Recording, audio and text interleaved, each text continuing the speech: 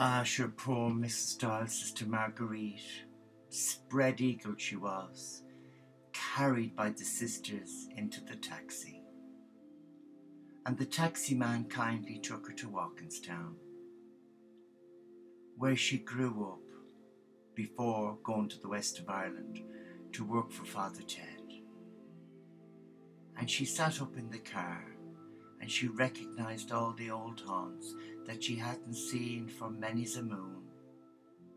And she remembered the pub where her father used to go for a little Jill and a little dram of the old baby power. And the famous Tato cheese and onion crisps. And the bank was still there at the Allied Irish, and the Monument creameries, they'd gone. She was sad. But anyway, she drove up the drive to John McCormick Avenue. And there she stopped outside number 17. And all the relatives were there to welcome her. And Angela said to Rose, she said, Jesus, she's put on loads of weight, but she looks great. And Raymond said to Christy, my God, she looks the tyrant if ever I've seen one. If that's what being a nun's all about in this interface, whatever, I tell you, it doesn't bear much thinking, does it? So the Elf and Neville turned up and said, sure, it's a load of heathen stuff, this. You can't beat the old-fashioned religion. What's that? Said Raymond, being a good old devout Catholic. At least you know what side of the fence you're on, and you know if you don't behave yourself, you're going to go to hell or heaven. He said, well, now let's welcome the eldest sister home. What's she called now? She's called Margarita, said Eileen. Well, anyway, they welcome her over the threshold, and the mammy and daddy are there, Anna and Jack. Jesus, the crack was great. They never lost their Dublin accent, and the mother, well, of course, she was from Scotland, and she had a bit of a Glaswegian trip in her voice, so they welcomed her in. And the grandma was there, and Auntie Eileen, of course, and Uncle Dick, Uncle Christy and Auntie Rosaline, and Uncle Raymond. Some of the neighbours were there as well, to welcome their long-lost daughter, Sister Marguerite. Why in God's name they call her Mrs. Doyle? Well, she had a triad marriage, but it didn't work out. But anyway, she's there. They bring her in. They bring in her little suitcase. But they thought it's very light, but it sounds like there's water in it. Well, of course, Raymond being Raymond, he decides to look inside it, and there's a bloody distillery. She's got the Puccine distillery. So he said to Christy, hey, we're going to have a great time now with this one. She's brought some Puccine. It's illegal. Jesus, keep it quiet.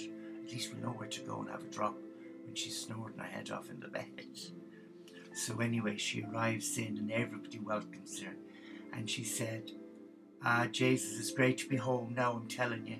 Go on, it's great. I'd like us all to say the rosary. Because it's Wednesday, it'll be the glorious mysteries. So we'll have all the hugs and kissing afterwards. We've had a long journey and I've not been well, but I think it would be nice to say the glorious mysteries together. So there's about 30 of them there now, and they're all saying the rosary. She's leading it, Our Father, and then it comes to the Hail Mary, Hail Mary,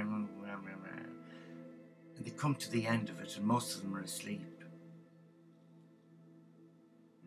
But her granny was there, her old granny, smiling away at her.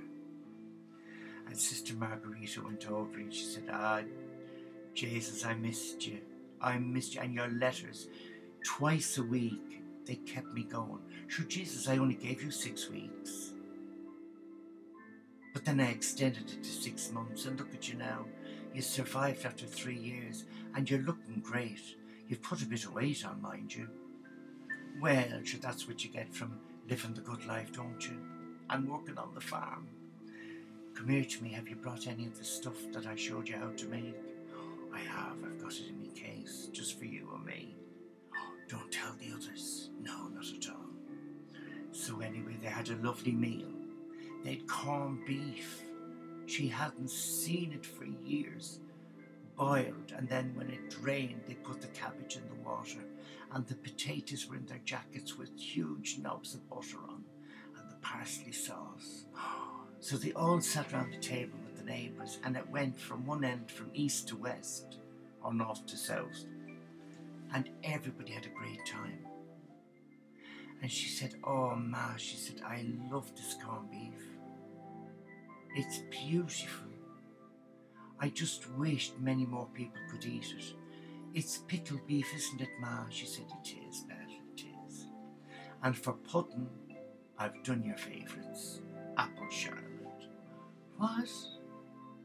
Sure, that wasn't my favourite. That was Rosemary's favourite, Apple Charlotte. Sure, I always preferred the Queen of Puddings. I will not to worry. You'll like the apples, sir. They fell off the tree and we stuck a few raisins in them.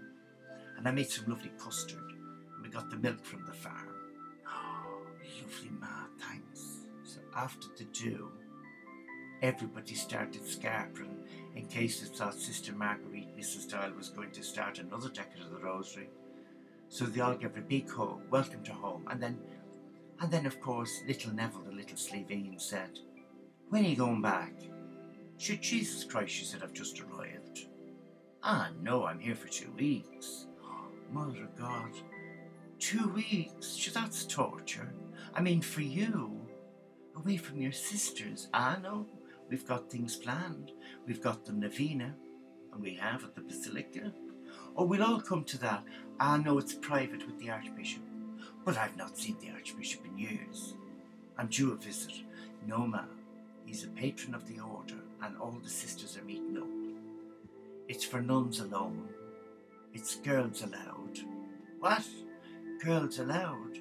Girl power?" Well, I've heard it all now. So Eileen said, "Oh, Jesus, thank God she's off to bed."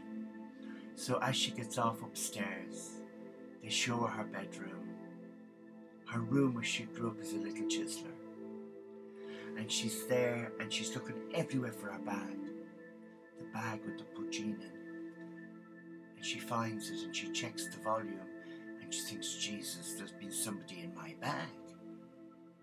So she said to Rosemary, she said, "Have you been in my bag?" Go on with you." "You have." "I haven't.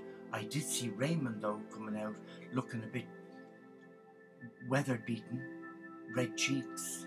The little Slovene, he's been drinking it. I'll kill him." "Where is he?" "He's down in the conservatory with his friends." "Well, let me sort him out." So she goes knocking on the conservatory door and she said, "Come here to me, Raymond.